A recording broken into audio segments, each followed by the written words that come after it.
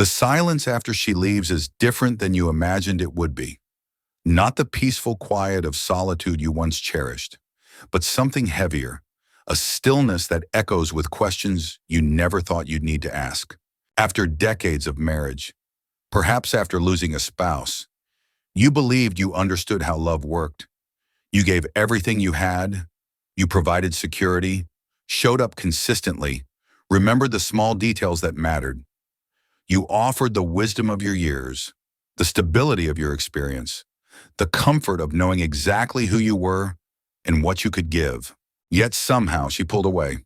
Not because you weren't good enough, not because you didn't try hard enough, but because you misunderstood something fundamental about how a woman's heart operates. Something that remains true whether she's 35 or 65, whether this is her first love or her last.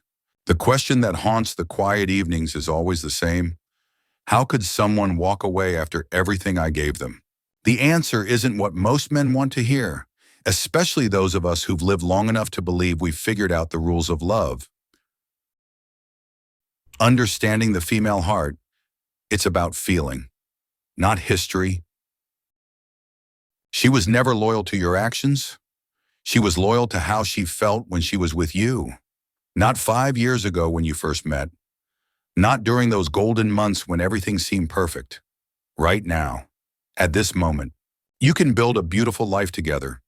You can provide security, offer wisdom, share adventures, be the steady presence she says she wants, and still wake up one day to discover she no longer wants to be there. When you ask her why, she might struggle to give you a clear answer. She'll say she feels confused or tired or somehow disconnected. But beneath those words lies a simpler truth. She no longer feels what she used to feel when she's with you. A woman's loyalty isn't anchored to your consistency, your track record, or even your deep love for her. It's not tied to the security you provide or the decades of life experience you bring to the relationship. It's not even connected to your kindness, though kindness matters. Her loyalty flows from the emotional experience of being in your presence. The way you make her feel alive, valued, stirred. When that feeling fades, so does her desire to stay.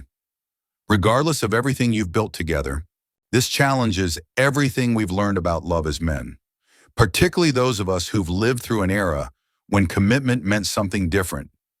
We were taught to love with logic and consistency. We say, but look at everything I've done for you. Look at how I've shown up.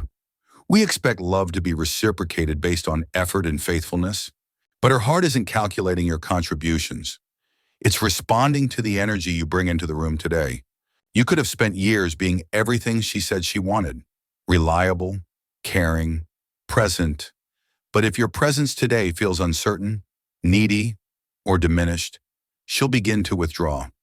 Not because she's shallow or ungrateful, but because something deep within her feminine nature requires emotional connection to feel safe and fulfilled. When a woman no longer feels emotionally moved by your presence, she doesn't feel loyal, she feels trapped. The modern reality, why feelings fade faster today. There was a time when love had more staying power, when people worked through difficulties and waited for feelings to return, when shared history, commitment, and social expectations helped couples weather the inevitable storms. That time is passing, and if you're wondering why women seem to move on more quickly now, you need to understand the world we're living in. We exist in an age of instant everything, instant communication, instant gratification, endless options at our fingertips. This affects everyone, but it particularly impacts how people handle relationships when the initial excitement begins to fade. When feelings are the primary anchor for loyalty, you can see how quickly a heart might shift in today's environment. It's not that she's intentionally cruel. She's simply conditioned by a culture that prioritizes emotional intensity over emotional depth, that values the thrill of new connection over the steady warmth of enduring love. When the feeling she once had with you begins to dim, she doesn't wait patiently for it to return. Instead, she looks elsewhere, for someone or something that can recreate that sense of aliveness. This is where a particularly painful pattern emerges, something relationship experts call monkey branching. She doesn't let go of one relationship until she has another branch within reach, the moment she senses a stronger emotional pull. Through online connections, old friends, or new acquaintances, she begins the process of swinging away from what you've built together. She might say she needs space or time to think, but what she's really communicating is, I can't feel it anymore with you, and I've found someone who makes me feel alive again. Consider Robert, a 72-year-old widower who thought he'd found love again. After his wife of 40 years passed, he met a woman 15 years younger who brought light back into his world. He gave her everything he could: stability, companionship, help with her adult children. He believed that providing a peaceful, secure life would be enough. Over time, though, she grew distant, less affectionate, less present. Eventually, she left for a man who had less to offer materially but somehow made her feel more emotionally engaged. Robert wondered how she could walk away from everything he'd provided. The answer was painful but simple. She didn't walk away from what he gave. She walked away from what she no longer felt. What she really craves: presence over service. At first, everything you did seemed to matter. Your thoughtfulness, your reliability, the way you anticipated her needs and solved problems before they became issues. Every gesture felt like it was building something meaningful. But gradually, something shifted. Less warmth in her voice, fewer spontaneous touches, a growing distance even when you were in the same room. You increased your efforts: more attention, more consideration, more availability. Yet somehow, the gap continued to widen. Here's what's crucial to understand. What draws a woman isn't what you do for her. It's who you are when you are with her. She's not looking for another person to serve her needs or manage her emotions. She's looking for someone whose presence feels solid, grounded, undisturbed by the chaos around him. When everything becomes about accommodation and nothing is rooted in your own center, the polarity that creates attraction begins to dissolve. What started as care quietly transforms into self-erasure. Many men, especially those of us who've learned that love requires sacrifice, fall into the trap of believing that giving more always leads to receiving more love in return. But not every need should be met immediately. Not every request deserves an automatic yes. Not every moment of tension needs to be smoothed over with comfort. In her nature lies a desire to feel the presence of something solid, to sense emotional depth that doesn't waver when circumstances change. She's not testing your devotion, she's reaching for your essence. Thomas, recently retired, shared that he never argued with his partner in 11 years of marriage. He gave her everything she asked for, agreed with every decision, never caused conflict. Yet when she left, her parting words cut deeper than any criticism. I never really felt you. That single sentence revealed the truth. In trying to do everything right, he had disappeared as a person. She didn't fall out of love with his support. She simply stopped feeling anything authentic behind it.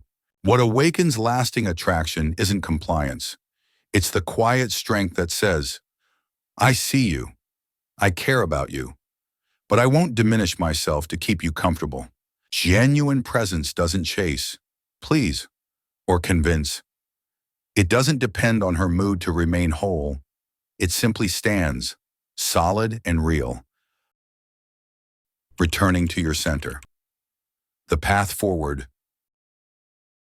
Some of life's most important lessons arrive quietly, not through dramatic confrontations, but through the gradual recognition that something essential has been lost along the way. Perhaps you spent years giving generously without asking for much in return. Now, standing alone with those memories, it feels like all that devotion should have counted for more. But maybe this experience wasn't about what was taken from you. Maybe it was about what you unknowingly gave away: your center, your calm authority, your ability to remain grounded in your own worth. She was drawn not just to your kindness, but to something deeper: the quiet confidence of a man who doesn't need external validation to know his value. What moved her was the energy of someone who could remain steady when everything else felt uncertain. The further you drifted from that center, the more the connection between you began to hollow out. Not because your love wasn't real, but because it lost its weight in substance. This isn't about becoming harsh or withholding. It's about remembering what it means to be anchored in yourself, to speak honestly, breathe deeply, and remain still when tested. A man who lives from that centered place doesn't chase love. He invites it. He doesn't perform to earn affection. He embodies the qualities that naturally attract it.